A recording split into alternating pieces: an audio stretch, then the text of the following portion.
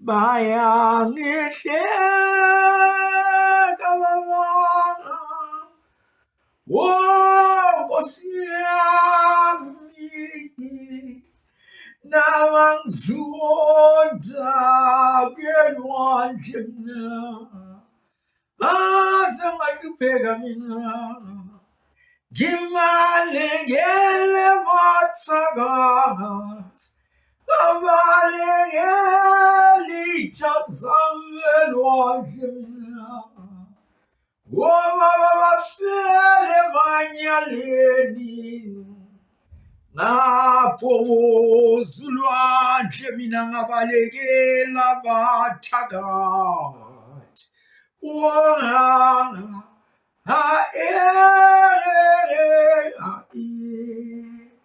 bayangihleka bangizondayo elwandle mina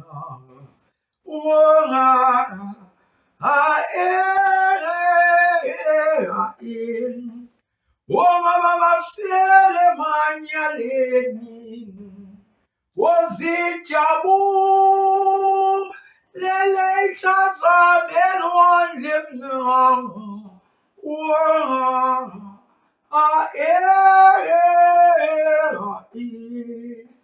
ngaze ngahlupheka mina Sevese samangizondayo elwandle mina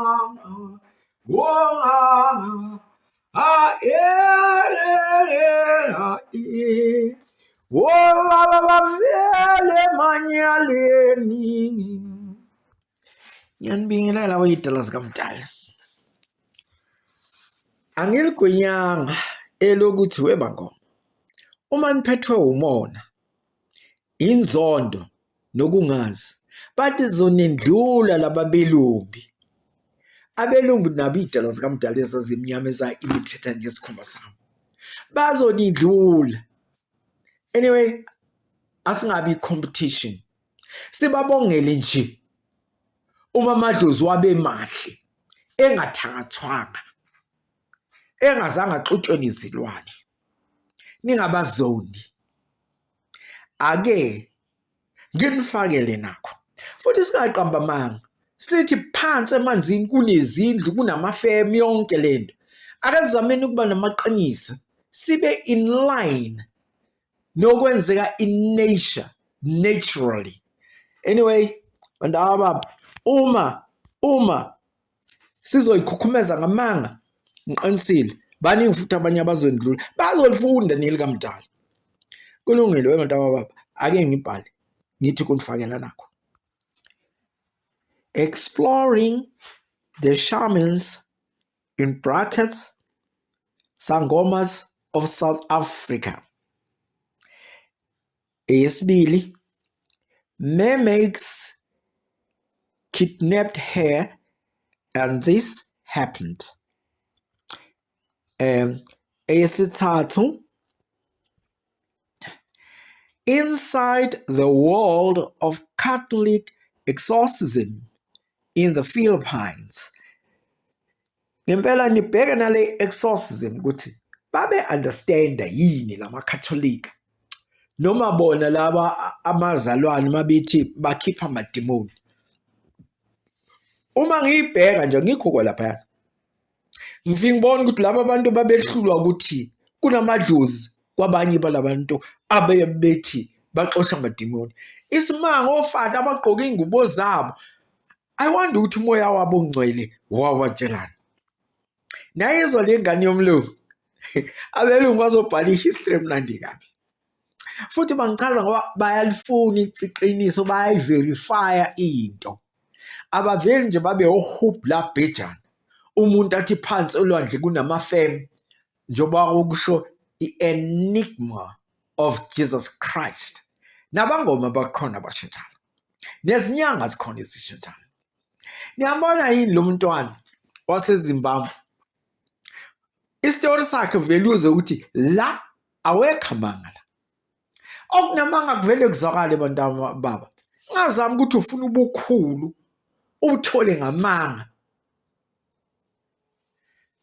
webala bendabuko ayikho into enhle njengokuthi uyifundisise imithi kunokuthi ana benilandile ungwane le kulabantu namhlanje asebehamba seniyalanda kanjani-ke hayibo niyazi laba belungu bazoze bafunde ukuthi kukhona ukuthwala e.g. uma utshela nje laba belungu umuntu obazomazi odume kakhulu TB Joshua uma uzochaza indaba zaka TB Joshua ngalabelungu ubachazele A to Z ukuthi lo muntu wayethwele. They must be careful. Kukhona ama-pastors okuthiwa ama-pastor amakhulu kanti abantu nje abathwele. Niyabona lapho bo-understanda kahle ningayisoli ngoba nina niyabungcwaba lobungomo nalobu bunyanga nibungcwaba ngokuthwala akusesiwona umsangamdali lo umsa wenkosi uphezi kwabayisabayo kule nakwelaba phansi lolu dumo kuyobo likamdali kuzo zonke izidalwa zakhe umdali ayikhomba abantu la emhlabeni noma umhlophe noma kanjani mangithi abantu I mean people human beings enithi akusi zona izidalwa zikamdali ngama-hatred wethu ama-greed wethu nama-ignorance wethu vele siyazondana uyathola umuntu besibongo sinye mndeni munye bezala umama oyedwa nobaba oyedwa bezondana uthini ubhuti Sadatha Gautama your house is burning on fire with greed hatred and ignorance mangasusa nje lezo zinto khona nawe ongakubona nongakufunda bese uba namaqiniso lapho usuguqa kumdala ungaloku uphinda amavesi kuthiwa repeater leli vesi uzozuwa ngumdala amanga lawo njengoba bethu asezulwini ivesi nje lelo oyet Maria amavesi nje wabo lawo awufundiswa ukukhuleka ufundiswa inhlonipho bese yatshela ukuthi ungahemi mawukhuleka ake nginivulele lelo vesi mhlawumbe nizothi nginamanga ngoba phela ngithanda kabi ukuthi nginamanga pho lokho kuthathaphi ake nginivulele lelo vesi kuze niyibone ukuthi hey senigcwele ukuphapha nibiza nabantu ngokuthi opastor abafundisi yazi ni angazi impela lokho kuqina ukuthi kwenze kanjani pheze koqina kube khona futhi ukuthwala anginivulele leli vesi ngithe ngizonivulela lona manje bantu ababa ake nivule uMateyu chapter 6 bese niyazifundela ake ngithi ukunifundela mbala ufunde nje uverse 5 uye uqede ngalapha ya kubabutho asezulwini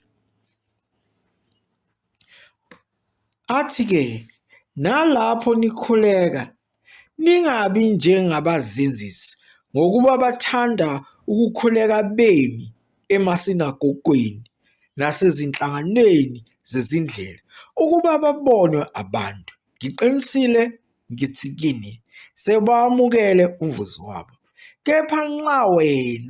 kepha wena nxa ukhuleka ngene ekamereni lakho uthi usuvalile umnyango wakho ukhuleke kuyihlo osekusithekeni noyihlo obona ekusithekeni uzakuvuza kodwa nxa nikhuleka ningathemelezi njengabezizwe ngokuba bathi bayakuziwa ngokukhuluma kwabo okuningi ngakho-ke maningafani nabo ngokuba uyihlo uyakwazi enikweseleyo ningakaceli kuye niqhubeke nje bantwana bababa nayo nize niyoyifikela laphayana kuverse 15 thiweni ngampongolozi nimile ningakhuleki nimila yeheni abazalwane anyway kukubuko bayikhethela bona uphinde lapha mntababa uvule uchapter 7 kuyo uMateyu. Ungayifundela nje. Kodwa ke mina ngizofunda nje leli elodwa la. Ngifunda u21.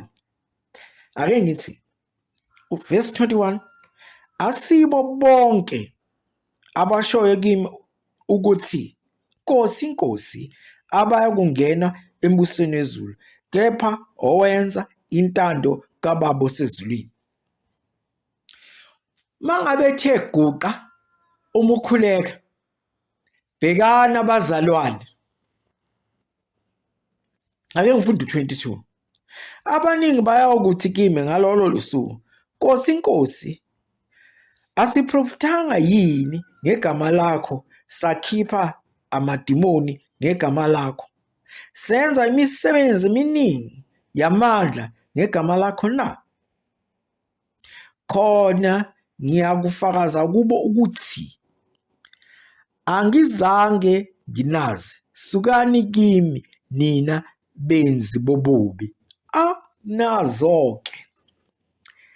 Nazo-ke ngopasta mbumbulu, omunye uzumthola esephethe ifoni, ufonela ezulwini, bazama ukuthi benza ama-miracles amangazayo. Manizwa le ncwadi yeni, ake nibabuze bona opasta, nifunde bese niyabuza ukuthi pastor nje ubumpompoloza wenza nje umile, uthini ngalamavesi na? Babuzeni nina, niphethe niyababuka, anisho lutho, begila imikhuba phambi kwenu. Alright, kulungile bantwana baba, ngokwenu lokho. Ngisekuye futhi uMateyu chapter 7. Ake sithi ukuphindela kancane emuva, ngithathe ngafunda amavesi aphambili. Ake sizameni nangu uverse 12. Izinto lezi afanele iqondane nopastor benu. Ngakho-ke konke nokungakanani enifuna ukuba abantu bakwenze kini, kwenzeni nani kanjalo kubo, ngokuba lokho kungumthetho nabaprofeti. Awubanipha yini izipho? Baninikelela yini? Anyway, ziningi izinto engingayibuza kubo. Enibenzela zona, bona bazenza yini kini? Ngigcume futhi ngiye lapha kuverse 15. Xwayana abaprofeti bamanga abeza kini bembathise okwezimvu, kepha ngaphakathi bayizimpisi eziphangayo. Nibonile, nithanda amaNigeria base-Uganda, anibonanga ukuthi kuzimpisi nje lezi ezazophanga imali yenu? Men of God, hands off. Men of God. Hey, maye ngoba amakhosikazi ase-South Africa ayaphapha. Ahlulekile ukuxwaya abaprofeti bamanga abeza kini bembathise okwezimvu, kepha ngaphakathi beyizimpisi eziphangayo. Basuka la bona ngamabhasi namabhanoyi bayobavakashela khona le. Maye zimpumputhe zikaJesu. Kulungile, angaqhubeki ngoba ngizoze nginihleke mase ngiveza amanye futhi. Ngithi anginiphindele leli webantwana bakababa ngoba kade ngisanokunifakela leninye nje ngoJesu Kristu. Ngicela ukuthi uzivulele uMateyu chapter 11. Uzifundele wena ngokwakho uverse 14. Uma nivuma ukwamukela lo ungu-Eliya obeza kufika, akaze ku-Eliya wawuNkulunkulu. uJesu zisho yena ukuthi ungu-Eliya obezokufika, ongukuthi unomoya ka-Eliya. Sekuzwakele ezweni lobomu, nizwile. Ake sithi ukuvula lapha futhi kuMateyu chapter 12, bese sibheka lapha la uverse 32. Ungafunda nje namanye ngoba phela ide, kodwa nje mina ngizofunda uverse 32. yilowo nalowo okhuluma izwi elimelene nendodana yomuntu uyakuthethelelwa, kepha lowo okhuluma elimelene nomoya ongcwele akayikuthethelelwa nakulelizwe nakwelizayo. Hawu, enye contradiction. Indodana yomuntu incane kunomoya ongcwele. Uma ukhuluma ngayo uyawuthethelela. Kodwa uma ukhuluma ngomoya ongcwele awuyukuthethelelwa kulelizwe nelizayo. Mina ngokwami ukubona kusho ukuthi indodana yomuntu incane kunomoya ongcwele. Kanti futhi ushilo laphana kwelinye ngitholile kulena enye ibhalile ukuthi ubaba mkhulu kunaye. What about this Trinity kaJustinian? Anyway, nani zihlaziyeleni ngokwenu nibone ukuthi wayiqonda ukuthini uJustinian. Ake ngithi futhi ke sivule lapha abaseKorinte bokuqala chapter 15 ukuvuka kwabafileyo ngokukaPaul. Asithi uthi ukuyifunda nje kusukela lapha ku1 mhlambe uziyoshaya lapha ku15 wamavesi. Kodwa mina ngizofunda okumbala. Ngizoqala lapha ekuthini ake ngiqale kuverse 4. Nokuthi wambelwa nokuthi wavuswa kwabafileyo ngosuku lwesithathu njengokwemibhalo. Nokuthi wabona nguKephas wase ebona ngabayi12. Verse 6. Emva kwalokho wabona ngasikhathi sinye ngabazalwane abandlula 500, iningi labo lisekhona nakalokhu, kepha abanye sebalala. Yini yona lento? Ubani olele? Balele balinde usuku lamacilongo uJehova azoshaya ngalo icilongo? Amanga lapho. Akho umuntu olele la. 15 seconds uphuma umphefumulo wabo emzimbeni yabo baba ama-spirits. Ubaba wenu ke le wemakhola uPaula usho kanjena kubaba wenu uPaul. Anyway, ake ngidlule lapho. Ngizama ukuvezela ukuthi wabona amakhulu, it's 500 plus ngoba ubalile nabanye ababona uJesu. Anyway, angazi ke noma nani niyambona yini, kodwa ama enigmas wakhe athi ayambona. Angazi ke noma nabanye bambona yini ngeqiniso na. Zwana ulimi lamaqili. Funda 2 Corinthians, abaseKorinte besibili chapter 8. Ufunda verse 9. Ngokuba niyawazi umusa weNkosi yethu Jesu Kristu, ukuthi nakuba ecebile wabampofu ngenxa yenu, ukuze ngobumpofu bakhe nicebe nina. Uyazi niyayicebisa ngegama lika Jesu Kristu makrugandina. Hayi cha, nivunyelwa lencwadini ukuthi igama lakhe licebisa nina. Hayi, yingakho kunalo qhophololo. Ngisho nabathwele baceba ngalo. Na inkinga leli vesi niceba ngoJesu Kristu. Hayi. Anyway, ake sithi futhi abantu abababa ukuvula lapha 1 Corinthians abokuqala baseKorinte ku chapter 6. Mina ngizofunda nje verse 3. Uthi verse 3 kubhalwe kanje: Anazi yini ukuthi siyakwahlulela izingilosi na? Kakhulu ke okwaloku kuphila. Ayikhona. AmaKristu sesihlulela ingilosi, okusho ukuthi wona makhulu kuneyingilosi. Angazi amaroma aculela nathi engilosi engilonda ebusuku nasemini. Lelo culo fana vele alidabule ngoba hayi ayoyihlulela iy'ngilosi, isimanga lesi. Bese siqhubekela futhi laphayana bebantsaba baba. Kuverse 19 kuyo lo chapter 6. Kepha anazi yini ukuthi umzimba wethu uyithempeli likaMoya oNgcwele okunina enamamukela kuNkulunkulu, nokuthi anisibo abenu? Hayi amanga-ke nje lana ukuthi manje imizimba yabo isithempeli kaNkulunkulu. Hayi umbhedo-ke lo. Amathempeli kaNkulunkulu agcwele iy'poko siyawabona, nithi izindlu zikaJehova, okusho ukuthi nemizimba yabo igcwele iy'poko.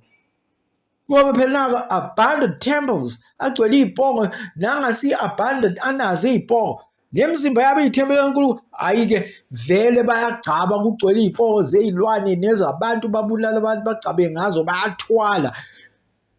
Awu, hhayi-ke kuputshuka okunye-ke manje. Nani verifyeni ngendlela yini, indlela nje nami engibeka ngayo leyo. Awu, amathempeli kaNkulunkulu agcwele izipoko. Hayi ngiyamangaza, babulala abantu bagcabe ngabo. Alright, kulungile. Mathempeli kaNkulunkulu, mathempeli kaMoya oNgcwele kaNkulunkulu. Nini ngigcwele ukubola. Ake ngifune lelo vesi elikhuluma ngokubola. Ake nivule uMateyu chapter 23. Ningafunda nje lapho ngoba kuningi nje, kuthiwa futhi ningabizi umuntu ngokuthi upastor, urabi, yini. Niqhubeke nje, akho bishop, akho lutho la. Wey'mpumputhe zikaJesu, bantwana bakaPawula. Ake ngifunde lapha webantwana bakaPawula, impumputhe zikaJesu. Uverse 26 noverse 27 kuMateyu chapter 23. Mfarisi oyimpumputhe, hlanza kuqala ingaphakathi lenkezo, ukuze kuhlanzeke nengaphandle layo. U26 loyo, ngise-27. Maye kunina ababhali nabaFarisi, bazenzisi, ngokuba nifana namaliba acakiweyo abonakala emahle ngaphandle, kanti ngaphakathi agcwele amathambo abafileyo nokungcola konke. Nako-ke phela khuluma ngokubola. Ngaphandle babukeka bebahle, ngaphakathi babolile. Vele banamathambo abafileyo, bayathwala laba, namathambo wey'lwane, namathambo wey'nyoka ngaphakathi, ngoba phela uyakugcaba kungene ngaphakathi kuwe kube yisimoya. Awu, lase aqondana namavesi. Ake ngizame futhi ukuthi ngiphinde nginifunde, yini ngathi liyangijabulisa leli, ngilizwa kahle. Ngani ngifuna nilizwe kahle. Matthew chapter 23 verse 26 and verse 27. 26.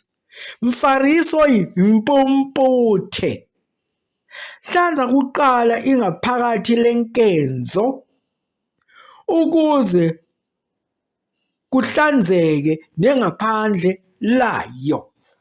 27. Maye kunina babhali nabaFarisi, bazenzisi, ngokuba nifana namaliba acakiweyo abonakala emahle ngaphandle, kanti ngaphakathi agcwele amathambo abafileyo nokungcola konke. Hayi leli alishakhona levisi, ashakhona lamavisi batangaba.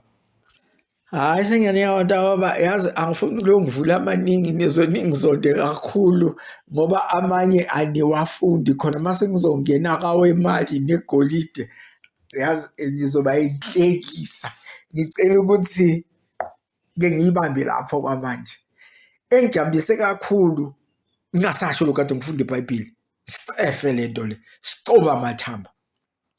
Yilo yamngoma omhlophe echaza ngamadlozi ingathi le yangane yomlungu ingaphumelela ifunde more ngalokho, ibhala ibhuku elizwakalayo, ngoba ngiyazi umlungu uzoyiverify into, ngeke aqamba amanga njengabalaphi bendabuko. Bakhona yebo abathanda ukuba neqiniso engathi bangahlangana nalo mlungu. Hey kodwa khona abawumpompoloza balaphi bendabuko. Ha. Uzuthuke nawe, ikakhulukazi uma ubuka nje kuJozi Bioscope. Uzababona ukuthi bakhohlekele kanjani. Hey uLavas uhlale babamba lapha beno Lady Blue. Hayi babamba ihlazo lento eyenzeka lapha. Ihlazo ngempela uqinisile uLavas no Lady Blue bathathe lezi zinto bahambe boyibophisa ngoba inkohlakalo le alikho idlozi elinjalo. Ukubola nje, ukuncola. Bagcwele amathambo abafile njengalabo pastor. Ngenhlanhla labo pastor basahobile ababoshwe. Kodwa nabo bayizikhohlakali. Anyway, kulungile abantu ababa. Kuzwakele izinto moya. Babe nani ogoga bahle. Baphumelele bonke abantwana abazama ukuthi kuvumbuluke lamanyala. Njengoba nibona kwenza uLady Blue noLavas. Sengikhohliwe labanye amagama wabo. Yazi lezo ngadi ngifisela impumelelo enkulu. Kulungile abantu ababa. Sekuzwakele izinto bo. Ngiyabonga uyidanga sikamdala. Wemawenza wetsinyanya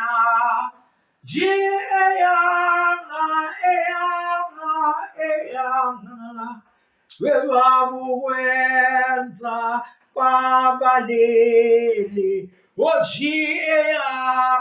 eyanga yebabukwenza wezinyanya ongibalekela bathangathi webabukwenza kwabalele wokwehlulila mazudu yebabukwenza wezinyanya ongesaba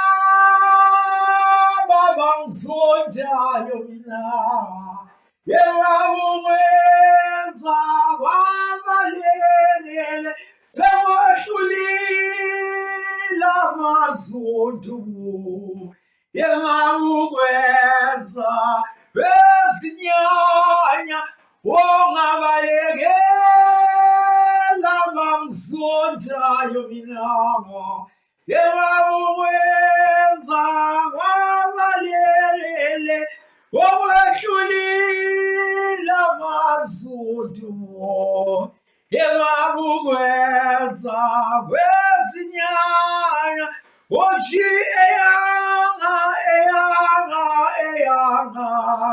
yebabukwenza kwabalele oji eyanga